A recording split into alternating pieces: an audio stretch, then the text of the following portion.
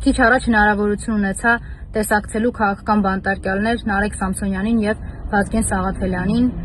Իրենց ողջույններն եմ բոլորիդ փոխանցում, իրենք հաստատակամ են, իրենց պայքարի մեջ կամային, բոլորիդ շնորհակալությունները փոխանցել եմ իրենց պայքարում միանշանակության մեջ, իրենց պայքարից հետ չկանգնելու համար,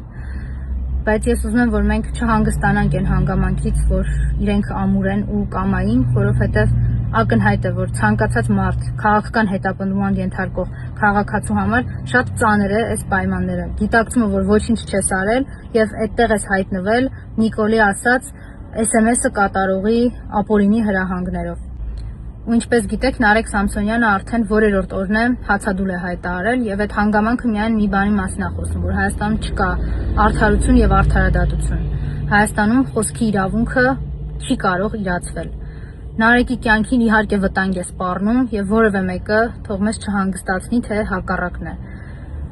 Պետք է ամեն ինչ անել, որպեսզի Հայաստանում քաղաքական բանտարկյալները ազատ արձակվեն եւ ակնհայտ է, որ այս ամեն ինչի վերջը գալու է միայն մեկ պարագայում, եթե իշխանազավթ Նիկոլը զրկվի այդ բռնազավթված իշխանությունից։